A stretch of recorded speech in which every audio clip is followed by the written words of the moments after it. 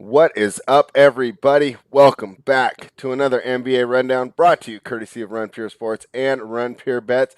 I'm here today with Travis. What did you think of the games last night, Mr. Mangone? Yeah, games were good. Games were fun. Donnie Mitchell turning into a star like before our eyes. I mean, he's always been one, right? But like he's like taking the next step. Like even in the bubble, I was kind of skeptical. Remember when Murray and him were going back and forth, spread, and it was awesome to watch. I think everyone was hesitant. Like, are we watching bubble ball? Like, we didn't know if it was because of the same rims. Donnie, he has been awesome to watch. He's going to be a lot of fun throughout this series. Unfortunate that Conley wasn't able to play in that game. It was crazy to see the Jazz, how many threes they shot up. I don't know if you know this, spread 5 for 20 in the first quarter for the Jazz. Oh, I noticed because I was watching that game, and it seemed pretty obvious, and they were getting good looks, too. It wasn't like they were contested looks that they were forcing up at the end of the shot clock. Yeah, and the huge problem the Clippers have, it's the same as last series, right? It's giving up. They're going to give up these threes, right? And as a Clippers backer, it's painful to watch because you see wide open threes given up, and you're just cringing every time they're in the air. And on top of that, what on earth is Ty Lue going to do? Because it feels like trying to, like, every series come up with like a new rotation with the pieces they have, especially with no Ibaka. It seems difficult to put together. Like for instance, let's say they win this series, right? And it's a grind because it feels like this is going to be a bit of a grind. Then they have to go to the Suns or the Nuggets and then grind out a whole other rotation and figure it out. Like, man, I just don't feel as confident in their pieces because it really feels like their pieces have to do the best they can to get them to a game 6 or game 7 and pray that Kawhi can save them because Paul George can't. Like, Paul George is just not doing it. It's a disaster. So that's like my full overall takeaway on the Clippers.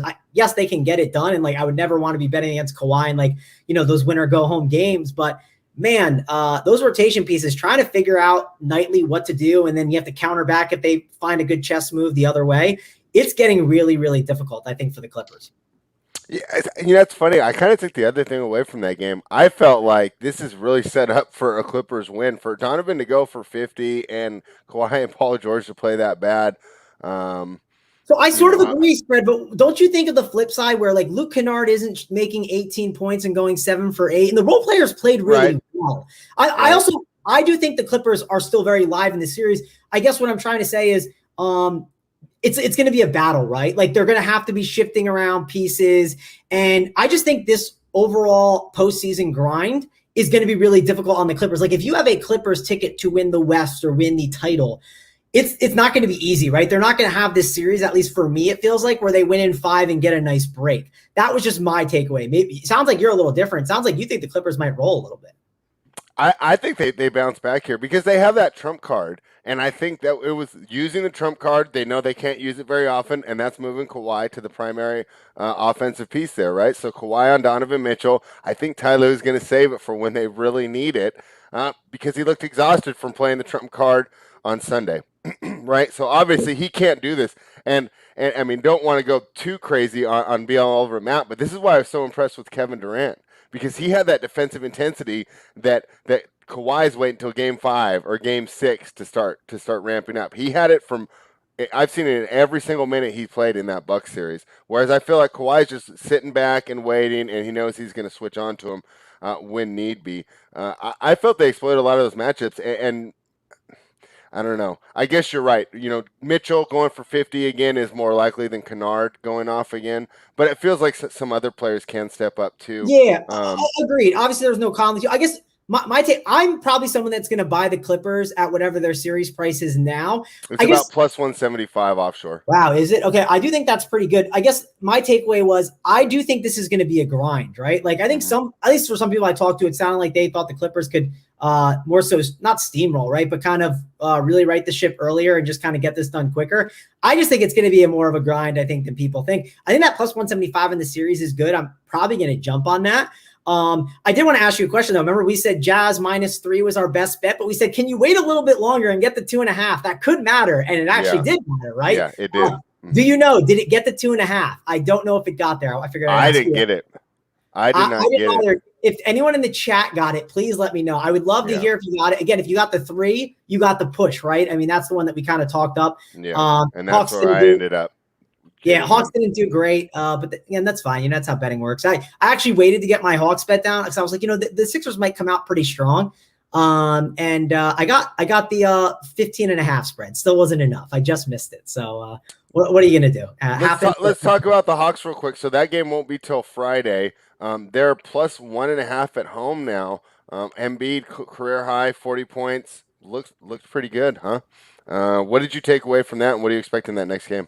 Yeah, well, so I didn't get to watch the full game, but from what I saw, and I was tracking it a little bit, Embiid obviously looked amazing, right? I'm assuming the move to, because Trae Young struggled, I'm assuming the move to Simmons on Trae helped. Obviously, you're going to see some chess match stuff, right? They're going to change some stuff up. I'm assuming Gallinari, he went for like 37 fantasy points. I assume they were leaving him open more and giving him opportunities, which again is something you kind of want, right? If Gallinari is not going to just go out there and beat you every single night, but Embiid, he's dominant, right? And if he's going to power through it and get the job done, he can easily carry them.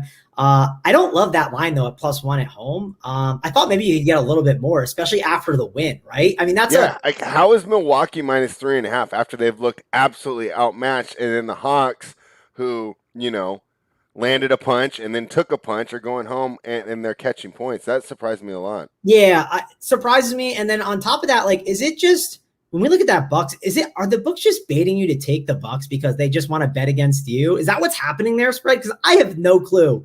The 3.5 seems wrong to me. I mean, I get it, they're home, but I don't know if it should be the 3.5. I think it should be like a 1.5 or even like close to even money. Yeah, it doesn't make sense to me either, because if you use their net ratings, it should be closer to the Hawks line, where it should be Bucks plus 1.5.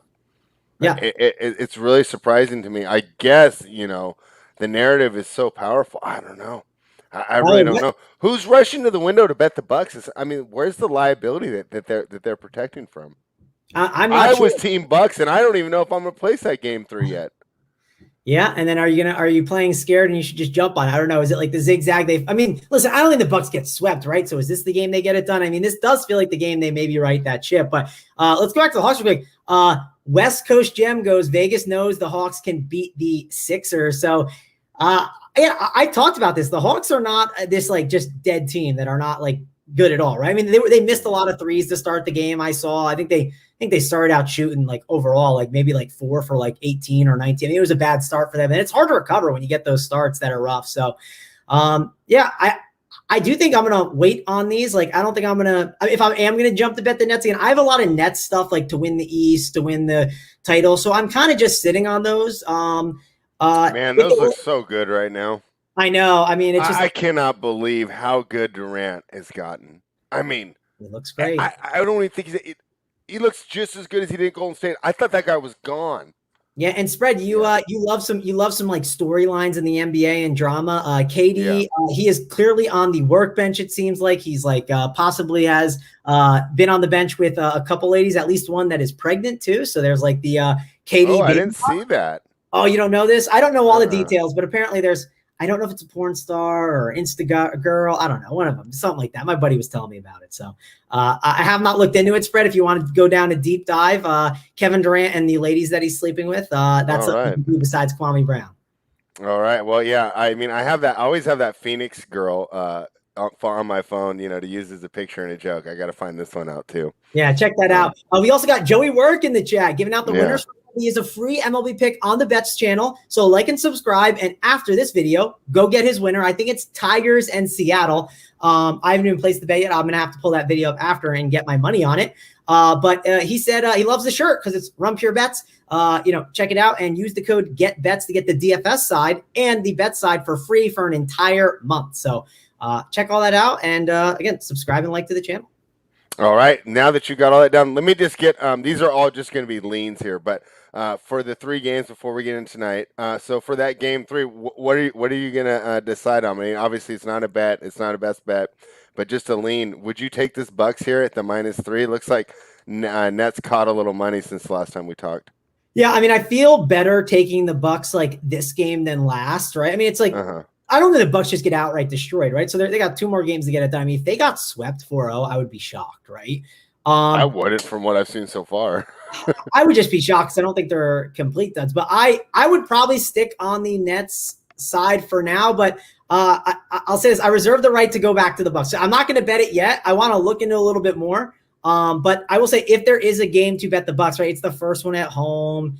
3.5. Yesterday I took the Hawks, and it did kind of feel like it was one of those spots where you just jump back on the Sixers, and it does feel like a good spot to jump back on the Bucks. But man, I've been very impressed with the Nets. I've been unimpressed with the Bucks, and Bruce Brown chasing around Chris Middleton has been a disaster. I'm wondering if their plan, and I kind of want to read some coach stuff before I make this bet on a player prop, but I think the Chris Middleton under could be a really interesting bet. Now, of course, shooters at home, it's a little bit of a tougher bet. The only thing that's really keeping me off the Nets bet is the hashtag sports entertainment friendly whistle. And I think Middleton's a guy that really could benefit from that. We talked about it yesterday. Same deal. Slow you down, get to the free throw line, get some of that timing and that confidence back going. It's a good thing to talk about, spread, and especially sports entertainment. You want to keep the series. You don't want a 4-0, right? You want to make sure it gets that lead, especially because that's one of the best stories for the NBA to push in the offseason is the one guy that didn't form a super team, the one guy that's staying home for his community. I mean, you're right. The last thing they need is that guy to be the laughing stock of the league. I don't disagree. I was surprised with 3.5, though. I didn't think it would be that, but man, the more we talk, I'm probably just going to lean on the Bucks. I might jump on them, but I might even just jump on the money line. Right? What's like the difference between the money line and the 3.5? What's the exact juice?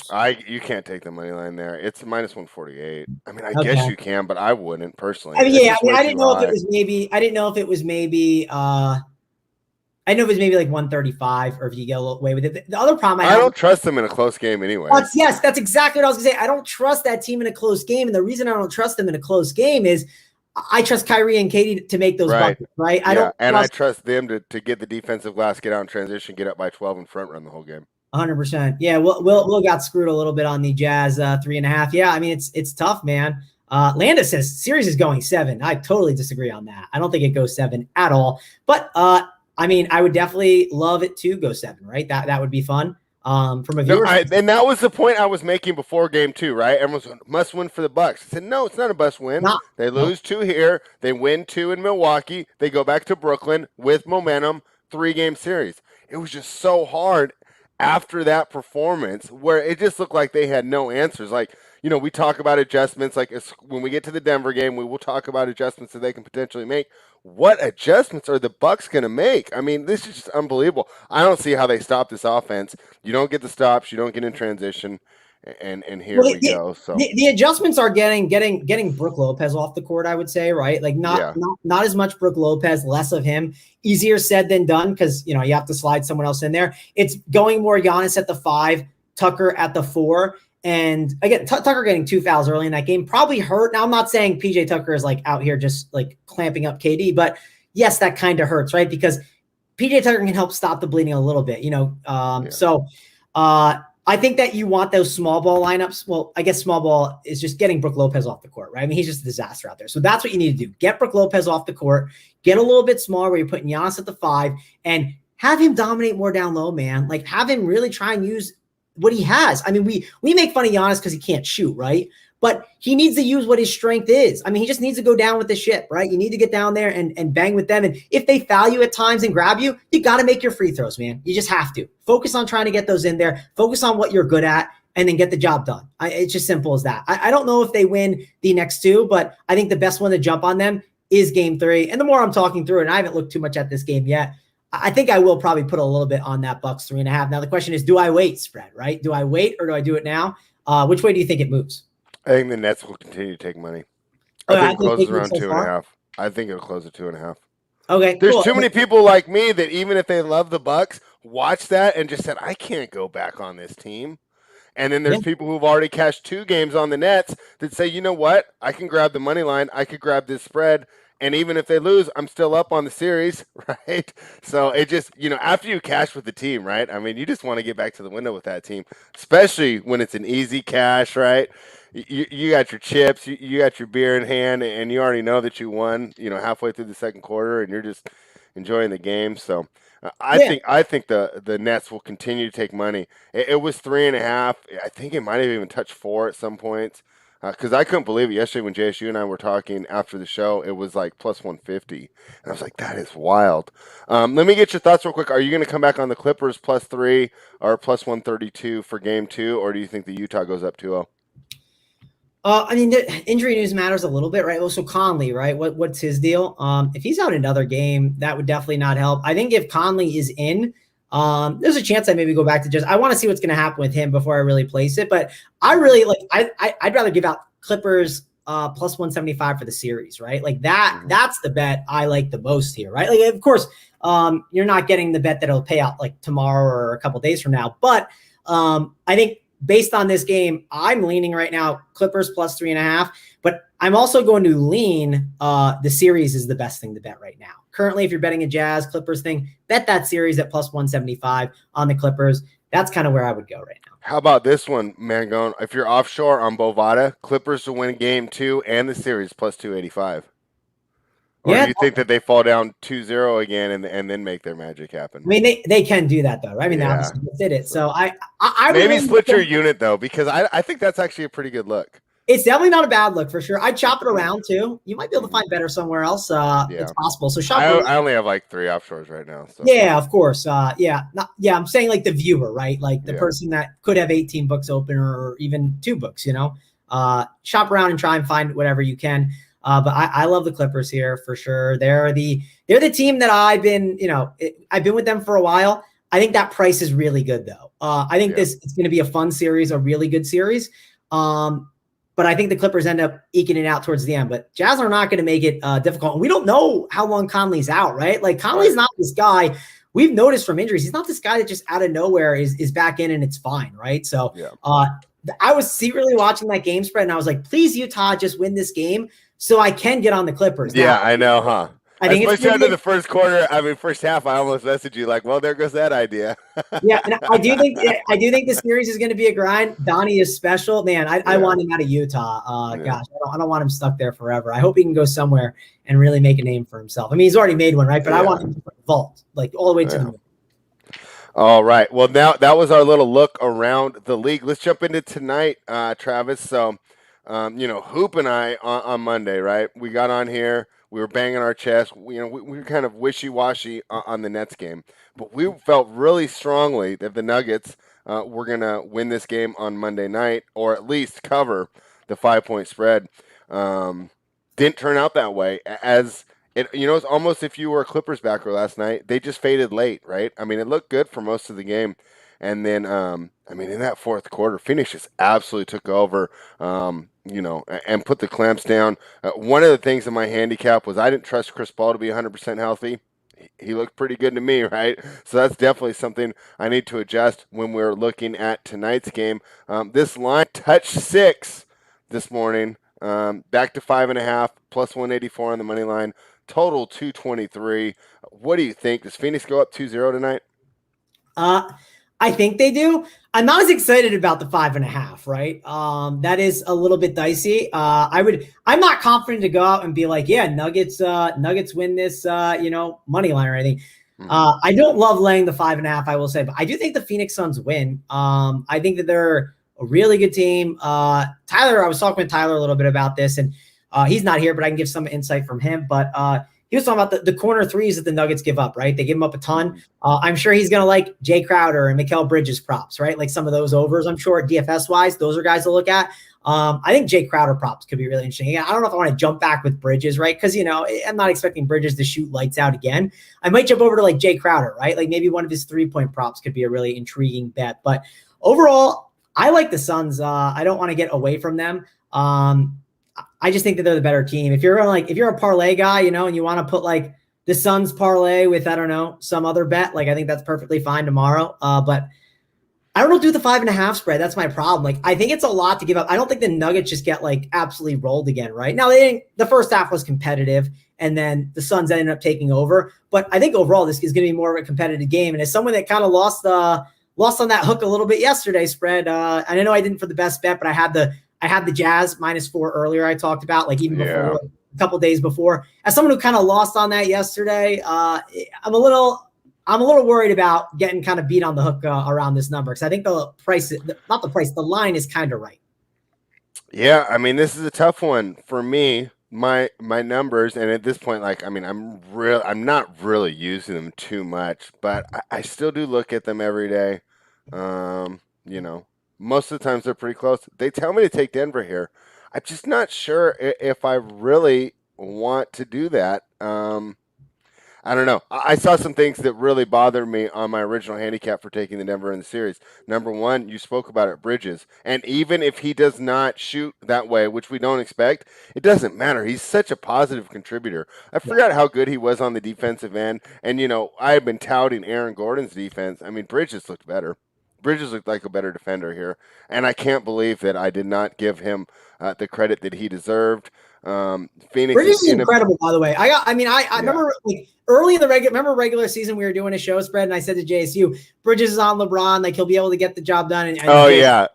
and I was like, yeah, you're kind of right. I went a little exaggerated there, but Mhm. Bridges is a top tier defender, man. I mean, where would you rank him in the league? I mean, I think he's top 5, right? And now I get it. Like, there's other I guys. mean, let's just say top 10 because we don't want to do that Skip Bayless trap where we have 15 people in our top 5, right? Yeah, fair. But I think he's just such a good defender. Like, even Jay Crowder does a great job at it. Like, I just don't want to sleep on these guys. I think they're a really good team. I wouldn't be shocked. And it does feel like, aren't they? They're like this 2 seed that's like fighting with a chip on their shoulder. No pun intended, Chris Paul with the messed up shoulder. But Yeah. it does feel like they're still playing with that chip on their shoulder for being a 2 seed. Like, they're acting like they're an underdog like every night. And it seems like that it's working for them. Yeah, I mean they definitely have it, and Chris Paul has it. And let's be fair, right? We've gone after him. What has been constantly talked about on his career? It's the lack of playoff success, and time is ticking, right? I don't think he's ever going to get an opportunity this good. They talked about the soft tissue injuries this year as a result of the compressed season. So, a couple of his big stumbling blocks are out of the way. Mainly that Lakers team, right? Really tough here. The Denver team not having Jamal Murray, obviously, because if he was in here, I mean, he's crushed the Yeah. Phoenix Suns. As good as Bridges was, it just shows the best offense in the NBA beats even the best defenders. By spread, Jay Gentile, you can throw it up on the screen. He's bringing up a good point. So Malone keeping Jokic on the bench early in the fourth quarter makes me think he's trying to lose. So here's another issue too, especially early on in series and like understanding these coaches, like he's a guy, right? Malone, that he might lose some games earlier in the series because he extends his team out too long or makes some just weird things that you're not expecting. And like, that's something to think about in your handicap. When it's game 7, like, Jokic is going to go out there and get his like minutes. You know what I'm saying? Like it's just going to happen. You don't have to worry about it. That was another thing I had some worries with Ty Lue is like, listen, I didn't know what Ty Lue would do, but I knew he could do some things that were just a giant mistake in the first couple of games. And then once you kind of have to button it up in the game 6 and 7 and 5, when your back's against the wall, the best players just take over and that's just what happens. That is a concern that I definitely have with the Nuggets, especially being in Phoenix, right? It's not one of those games you feel like your back's against the wall in Denver and you have to win. It's one of those where Malone can kind of still mess around with minutes and say, we still haven't lost a game that's, at home. We just got to go home, take care of business, and then it's 2-2, and we'll go back to game 5, and then we'll steal one in Phoenix. I don't know about you, but that's kind of how I feel. Malone is a coaching disadvantage for sure. I think it's better to be on the other side with Monty. That's an interesting take. I was going to actually defend Malone a little bit and just say, like, hey, as gamblers, we understand variance and we have to get stuff out there and in play. And I think with these bench players, there's that same amount of gambling variance.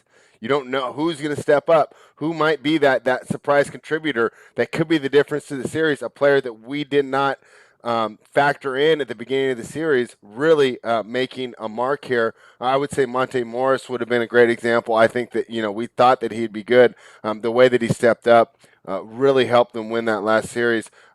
One other interesting thing, and I was talking to one of my buddies down in Australia, is Gav Tip85, if you guys want to follow him on Twitter. And he brought up a great point, and he says, in game 1 of the Portland series, the Nuggets only got like 6 to 8 free throws. And in game 1 of the Phoenix series, they only, less than 10 free throws again. In game 2, they came back, right? And they got, the 20 free throw attempts, right? It like more than doubled. So I was thinking, okay, that might happen tonight. But my issue is I think it's way harder to get to the rim against Phoenix than it is against Portland, right? It's not surprising to me that Portland gave up all those free throw attempts because their perimeter defense isn't that good. You can beat most of those perimeter defenders just with like a quick pick, a couple passes.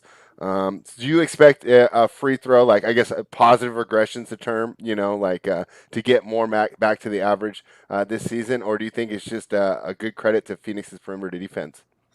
Well, one, the perimeter defense, they're not a team that is going to like foul a ton, right? Too. And on top of it, like Jokic just doesn't get calls. Like, I mean, he's one of those stars that does not get the call, right? Like he doesn't get all those free throws and everything. And it's not just being him being a star. It's just, he's a big man, right? A lot of bigs don't get the calls like, LeBron does, right? When they're driving to the hoop, or a Harden. It's just, it's a lot more difficult for them too, based on the way that they do stuff. But, I don't love Monte Morris in this series. I think this is a really disastrous series for him. I wouldn't be shocked if he gets less run. Do you like his under maybe on 11.5 points? I feel kind of like a fish, like being like, he went 1 for 10 and now I'm going to jump on it. Like, of course, variance can take its course, but I didn't like Monte in DFS on game 1, and I should have just bet that under. Like, I feel dumb for not even doing that. But I'm just trying to think of guys that I think could have like a rougher series, and I think Monte's one of them that could have a bit of a tougher series here. What's your kind of thoughts on that? Because I wouldn't be surprised if they wanted Campazzo in there over Morris for his defense's reasons over a guy like Morris, because they might send a lot more of the usage over to MPJ and over to Jokic, where Monte Morris made a lot of sense against Portland, but here it might make sense to funnel it to the other guys. I love what you're looking at here, but here's the reason why I would not play it. And I think that you might play it in cash, but my concern, if MPJ really is hurt and he gets pulled in the second quarter, your usage is going to get screwed. And I think he's going to have too much usage for you to cash that under. That's fair. I like the Crowder props, right? I'm sure you could find the 3-point prop. I'm trying to find it right now. I think Phoenix's rotation is easier to guess if you want to play props. Yeah, and we got someone in the chat said, and you can comment on that. Derek said, Paul points, rebounds, and assists over 29.5 has his eye right now.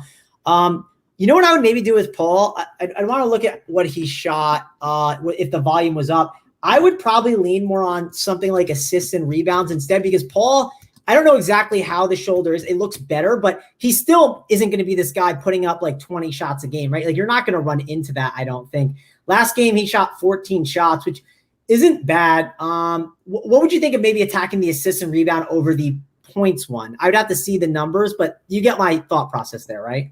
Yeah, it makes sense, but I actually don't mind the points either. I think the shots are going to continue to be there. I think the shoulders continually get better. I didn't see him take any hits or anything that would like lead us to believe that he had a downgrade like we had with who was the player? Wesley Matthews running into him in that Lakers game where you're like, oh, he played pretty well, but then he got hit at the end, I didn't see any of that, so I would expect that he gets better and better. This type of stinger thing, it's not like these groins and these other soft tissue ones that some of the other players are dealing with. It seems like it can pop back pretty quickly here. Yeah, he's that savvy vet spread where like he knows how to manage it, right? Like he's smart about it. It's not this young player that's never dealt through an injury. Right. Like Chris Paul knows himself. And he's talked about it a ton. He's basically like not like like these guys like Booker's still in the gym each day. Like Paul is not. Paul is like literally resting his shoulder, making sure he can play every day. Maybe he's shooting a little bit because the shoulder's better and testing stuff out, but he's getting treatment around the clock. Not too worried about it, but it's good to see the shot volume went up. I didn't know exactly where it was at. And I love the DFS if he's still cheap. How many 3-point attempts would he have? Because that's the only place I'd really downgrade him. I think that once he gets in the lane, that's just such an easy shot that he's made it for so many years. Yeah, I think he's still going to be really effective in the I just had it up, but that is telling. Like, if he is chucking more threes, it's probably more telling that he is better. He shot 2 for 3 from 3. He was 0 for 3, 1 for 3, 0 for 3, and then he was 0 for 0, 0 for 0, 1 for 1. Doesn't that kind of indicate what our eyes showed us, that he felt a lot better in this series than we saw him against Los Angeles? I agree. I like it. I like both. If you want to do rebounds and assists, I understand where you're going for. I think Derek's got a nice little prop there as well. Yeah. And like I said, on the props, I'm much more comfortable attacking the Phoenix side. I feel like I have a way better guess of their usage or something. I'm just that MPJ injury could just throw a wrench in your plans as far, because unless Jokic, right? So Jokic's usage is going to be the same no matter what, right? We can pretty much pencil him in. But if he's just such a wild card there. What happened to Aaron Gordon on offense? Do you remember when he could actually score? Like, I keep waiting for him to cut. But they're just using him. They're using him in a different way, right? They're using him as a defensive weapon, right? Like kind of like Simmons.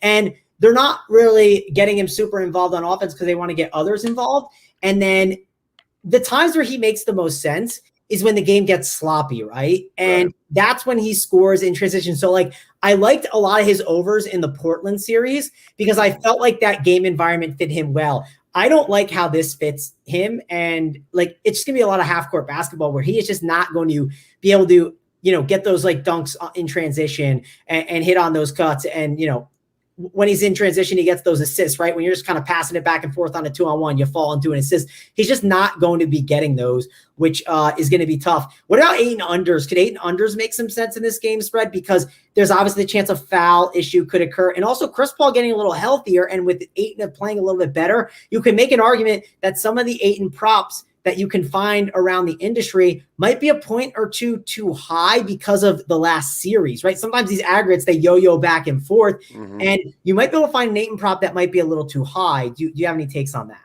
The main reason I wouldn't want to is if I'm Monty Williams, it seems like I want to get Jokic in foul trouble, which means I would want to funnel usage to Aiden, even if it's not the most like analytically effective shot, right? Like I'm sure if you run like everything, there'll be 4 or 5 players that you'd run in a pick and roll that will give you higher points per possession than an 8 and post up.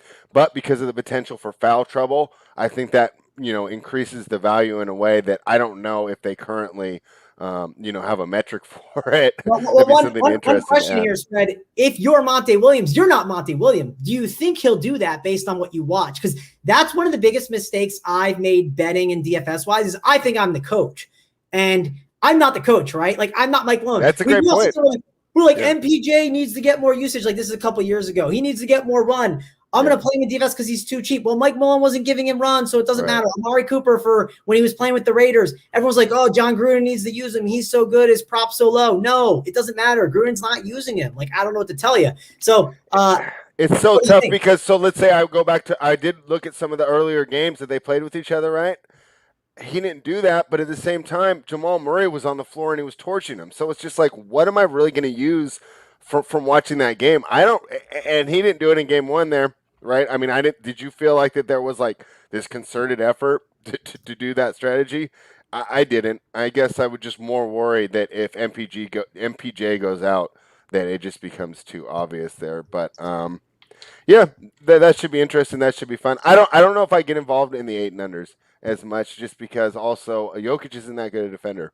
I mean, it just makes too much sense to attack him from. I don't mind it. Again, I don't mind it because, like, if we think some of the usage, like Tyler's talked about, is going to be funneled to that 3-point line, they give up those 3 balls. I mean, of course he could get the putbacks and everything like that, and you're not scared of Ayton defensively, so there's that angle as well. But I don't hate it. I definitely think. Do you have a Jay Crowder 3-point prop? That's the one I want to look at, and then we can move on. Yeah, let me go to Bet Online. That's the one thing I want to look at, and then I'm pretty good on the game. I don't have one here though, at least on FanDuel.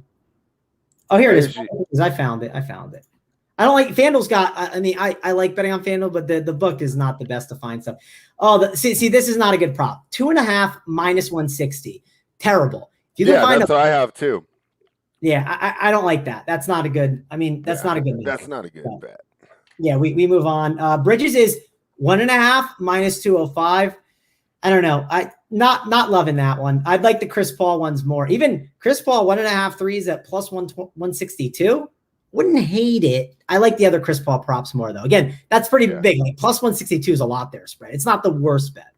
No, I don't. I actually don't. I like that way more than Jay Crowder, which is an example of the numbers kind of dictating your decision, right? Because originally, before we looked at these numbers, we would think that, over 2.5 for Jokic is plus 210.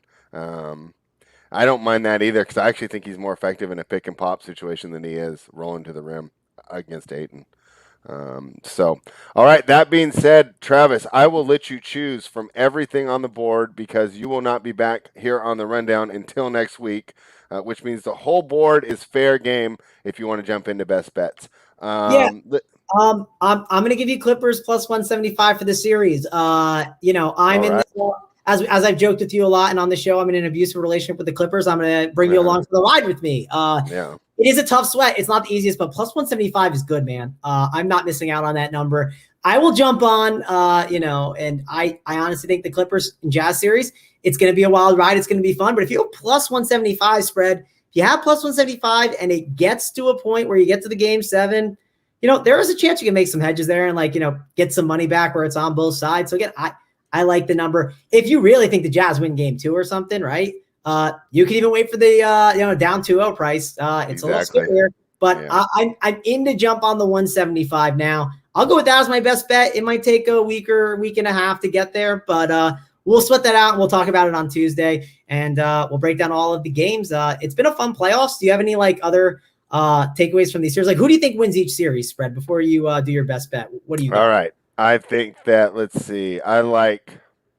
Unfortunately, I thought Atlanta was going to win, but don't take price into consideration, right? We're not doing the pricing. So just Philly, the Clippers, the Nets, and the Nuggets. Let's go, Nuggets +5 tonight. That will be my best bet. You know what? This one's tough for me. I don't necessarily love this play, and I'm going back and forth. So you know what? I was thinking, okay, and rather than being a recency bias, right? We didn't have MPJ there in the second half. Let me go off the handicap that I spent 5 days to create rather than the handicap that I made after an adjustment because I was upset because I lost game 1. So I will go back to the Nuggets. I'm not going to take the money line, though. A lot of times I split my unit. I'm just going to play it safe because I'm not sure. I'll grab the 5.5. Hopefully they keep it close. Hopefully we get a little hashtag sports entertainment tonight and Jokic gets to the line a little more. And let's see if some of these supporting pieces can play out here. So I'll go ahead and take the Nuggets plus the points tonight for my best bet. Travis, do you want to let everyone know what's going on with you over at Run Pure Sports this week and where they can find more of your fantastic content? Yeah, so a couple things we'll talk about. We have a golf video up, right? I'm going to talk about Snyder. Snyder has hit 9 of the 19 outrights, I think. That's unbelievable. It might be 9 of 20. I might be selling it short. I can't keep track completely, but the fact that he has hit 9 in at least 20 or, he's basically almost 50% on outrights. I mean, my goodness, absolutely insane. He's got 3 outrights up on Run Pure Bets, so the article is up with matchups as well. He has his units. He's up in matchups. He has not calculated the outrights. I've told him we need to go through and calculate that. We will at some point, but up a ton. And then we did a free video over here on Run Pure Bets. So check that out, golf video. I was not on it. I typically am, but it was JJ.